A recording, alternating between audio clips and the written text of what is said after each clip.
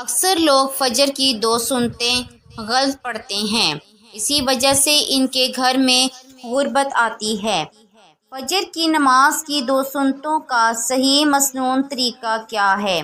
حضور اکرم صلی اللہ علیہ وآلہ وسلم نے فرمایا، جو شخص فجر کی 2 سنتیں غلط طریقے سے پڑھتا ہے، ان کے گھر اللہ تعالیٰ یہ 2 چیزیں نازل فرماتا ہے۔ پہلی چیز کہ ان کے گھر میں غربت۔ بسم اللہ الرحمن الرحیم۔ السلام علیکم ورحمۃ اللہ وبرکاتہ۔ پیارے دوستو، اکثر لوگ فجر کی 2 سنتیں غلط پڑھتے ہیں، اس کی وجہ سے ان کے گھروں میں مصیبتیں اور غربت آتی ہے۔ کوئی جلدی میں پڑھتا ہے، کوئی موبائل دیکھتا ہے۔ یہ سنتیں نفل نہیں، نبی کریم رؤوف رحیم صلی اللہ علیہ وآلہ وسلم کی محبوب عبادت ہیں۔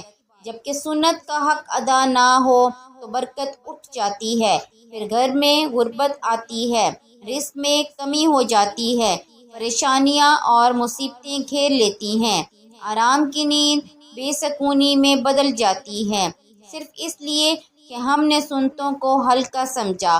آج سے عہد کریں، فجر کی سنتیں صحیح طریقے سے پڑھیں گے۔ آئیے جانتے ہیں فجر کی 2 سنتوں کا مکمل طریقہ کیا ہے۔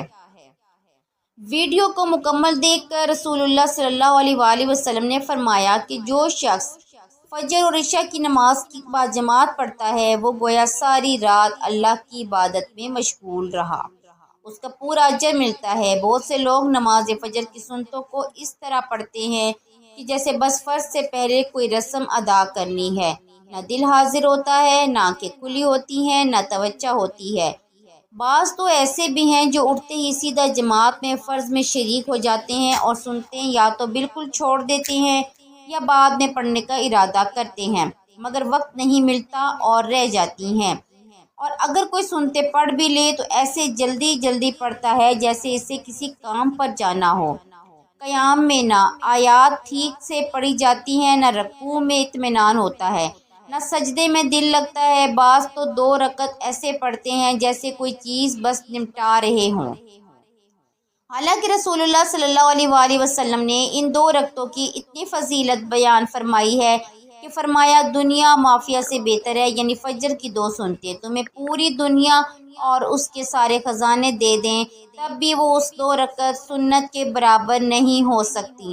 لیکن افسوس، آج ہم انہی 2 رکعتوں کو سب سے زیادہ ہلکا سمجھتے ہیں، حالانکہ نبی صلی اللہ علیہ وآلہ وسلم کی پوری زندگی میں ایسا کوئی دن نہیں گزرا جس میں آپ صلی اللہ علیہ وآلہ وسلم نے فجر کی سنتیں نہ پڑھی ہوں۔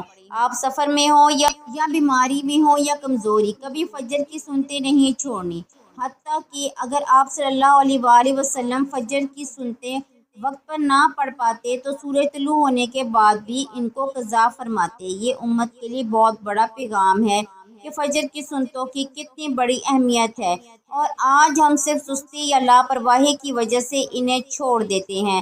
بعض لوگ مسجد آ کر بھی فرض جماعت میں شریک ہونے کے بعد سنتیں پڑھتے ہیں، حالانکہ فقہا نے لکھا ہے کہ فجر کی سنتیں اگر جماعت فوت ہونے کا اندیشہ ہو تو گھر پر پڑھ لینا افضل ہے، اور اگر جماعت ہو جائے تو سنتیں بعد میں سورج نکلنے کے بعد پڑھی جائیں، نہ کہ فوراً فرض کے بعد، کیونکہ طلوع شمس کا وقت مکروہ ہوتا ہے، مگر اس کی رعایت بھی اکثر نہیں کی جاتی اور جلدی جلدی فرض کے بعد سنتیں پڑھ کر فارغ ہو جاتے ہیں۔ فجر کی سنتوں میں سورۃ الکافرون اور سورۃ الاخلاص پڑھنا نبی کریم صلی اللہ علیہ وآلہ وسلم کی سنت ہے۔ ان 2 رکعتوں میں خوب خشوع و خضوع کے ساتھ آہستہ آواز میں قرآن پڑھنا افضل ہے اور قیام کو لمبا کرنا پسندیدہ ہے۔ لیکن ہم آج کے لوگ صرف اس بات پر خوش ہوتے ہیں کہ 2 رکعت پڑھ لیں، باقی کیفیت اور اخلاص کی کوئی پرواہ نہیں کرتے، اور سب سے بڑی غلطی یہ ہے کہ ان سنتوں کو فرض سے بھی کم تر سمجھتے ہیں، حالانکہ ان کے ترک پر نبی اکرم صلی اللہ علیہ وآلہ وسلم نے ناراضگی کا اظہار فرمایا ہے اور فرمایا کہ یہ 2 رکعتیں میری زندگی کا معمول ہیں۔ اس سے اندازہ ہوتا ہے کہ فجر کی سنتیں صرف نفل نہیں بلکہ ایک تاکیدی سنت ہے جنہیں کبھی چھوڑنا نہیں چاہیے۔ اگر کبھی رہ جائیں تو بعد میں ضرور قضا کرنی چاہیے، لیکن بدقسمتی سے ہم انہیں بے قدری کے ساتھ نظر انداز کرتے ہیں۔ اگر ہم چاہتے ہیں کہ فجر کی برکتیں ہماری زندگی میں آئیں، اگر ہم چاہتے ہیں کہ دن بھر سکون ملے، برکت ملے، دل مطمئن رہے، تو ہمیں چاہیے کہ فجر کی ان 2 رکعتوں کو خوب اہتمام کے ساتھ، خوش الحانی سے، اخلاص کے ساتھ، آہستہ آہستہ پڑھی جانے والی تلاوت کے ساتھ پڑھیں اور دل سے ان کو ادا کریں۔ یہی طریقہ تھا نبی صلی اللہ علیہ وآلہ وسلم کا، اور یہی طریقہ تھا صحابہ کا، اور جو ان کے طریقے پر چلے گا وہی کامیاب ہوگا۔ اس لیے آج سے ارادہ کریں کہ فجر کی سنتیں وقت پر بھی پڑھیں گے، صحیح طریقے سے بھی پڑھیں گے اور دل کے ساتھ بھی پڑھیں گے، تاکہ اللہ ہمیں ان 2 رکعتوں کے ذریعے وہ نور عطا کرے جو دنیا اور آخرت دونوں میں ہماری رہنمائی کرے گا۔ نماز فجر دین اسلام کا وہ روشن آغاز ہے جو بندے کے دن کو نور سے بھر دیتا ہے۔ یہ وہ لمحہ ہے جب ساری دنیا نیند کی آغوش میں ہوتی ہے، ایک مومن رب کے سامنے کھڑا ہوتا ہے۔ یہ وہ لمحہ ہے جب آسمان کے دروازے کھول دیے جاتے ہیں، رحمتوں کا نزول ہوتا ہے اور اللہ تعالیٰ خود اپنے بندوں پر نظر رحمت فرماتا ہے۔ رسول اللہ صلی اللہ علیہ وآلہ وسلم نے فرمایا کہ تمہارے پاس رات اور دن کے فرشتے آتے ہیں اور وہ فجر اور عصر کی نمازوں پر جمع ہوتے ہیں، پھر وہ فرشتے جنہوں نے رات تمہارے ساتھ گزاری تھی اوپر چلے جاتے ہیں۔ اللہ تعالیٰ ان سے پوچھتا ہے، حالانکہ وہ خوب سب کچھ جانتا ہے، کہ تم نے میرے بندے کو کس حال میں چھوڑا؟ وہ کہتے ہیں ہم انہیں نماز پڑھتے ہوئے چھوڑ کر آئے اور نماز پڑھتے ہوئے پایا۔ اے وہ لوگوں جو فجر کے وقت نیند میں ڈوبے رہتے ہو، تمہاری نیند تمہیں کیا دے سکتی ہے؟ تم کیا چیز پا لیتے ہو؟ جب تم فجر کی نماز چھوڑ دیتے ہو تو اس لمحے کو کھو دیتے ہو جب رب تعالیٰ خود اپنے بندوں کے قریب آتا ہے، جب اس کی رحمت ہر سو پھیلتی ہے اور جب فرشتے تمہارے اعمال لے کر اس کے حضور پیش ہوتے ہیں۔ فجر کی نماز کا صحیح طریقہ سیکھنا ہر مسلمان پر فرض ہے، کیونکہ یہی وہ نماز ہے جس سے دن کی ابتدا ہوتی ہے، یہی وہ نماز ہے جس سے بندہ اپنے رب کے سامنے حاضر ہو کر گویا یہ کہتا ہے کہ یا اللہ میں نے ساری رات سو کر گزار دی، لیکن اب میں حاضر ہوں تاکہ تیرا حکم بجا لاؤں۔ نماز فجر کی 2 رکعت سنتیں ایسی ہیں جن کے بارے میں رسول اللہ صلی اللہ علیہ وآلہ وسلم نے فرمایا، ان 2 رکعتوں کی فضیلت دنیا اور مافیہ سے بہتر ہے۔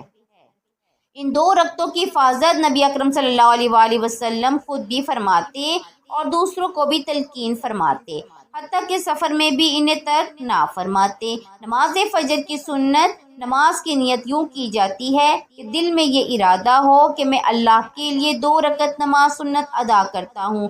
نماز کا آغاز تکبیر تحریمہ سے ہوتا ہے، یعنی اللہ اکبر کہہ کر دونوں ہاتھ کندھوں یا کانوں تک اٹھا کر سینے پر باندھ لیجئے، پھر ثنا یعنی سبحانک اللہم و بحمدک پڑھی جاتی ہے۔ اس کے بعد سورۃ فاتحہ پڑھی جاتی ہے جو ہر رکعت میں فرض ہے۔ اس کے بعد کوئی اور سورت یا کم از کم 3 آیات قرآن مجید سے پڑھی جاتی ہیں، پھر رکوع کیا جاتا ہے اور سبحان ربی العظیم کہا جاتا ہے کم از کم 3 مرتبہ، پھر قیام کیا جاتا ہے اور سمیع اللہ لمن حمدہ ربنا لک الحمد کہا جاتا ہے، پھر سجدے میں جایا جاتا ہے، سبحان ربی الاعلیٰ کہا جاتا ہے، پھر بیچ میں بیٹھ کر دوسرا سجدہ کیا جاتا ہے۔ اسی طرح دوسری رکعت میں بھی سورۃ الفاتحہ اور کوئی سی سورت یا آیات پڑھی جاتی ہیں۔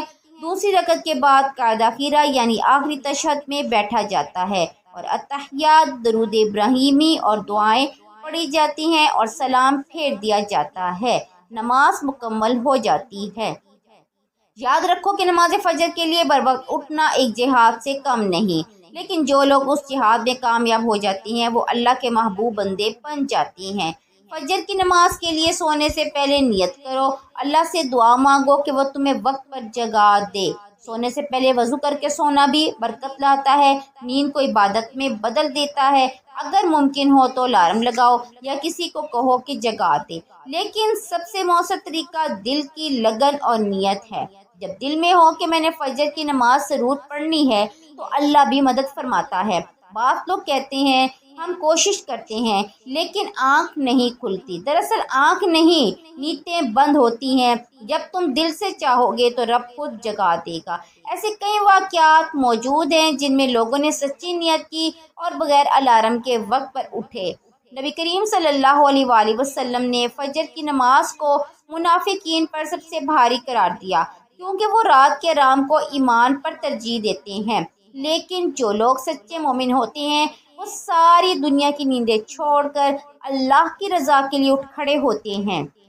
فجر کی نماز نہ صرف فرض ہے بلکہ بندے کے دن کو برکت والا بناتی ہے۔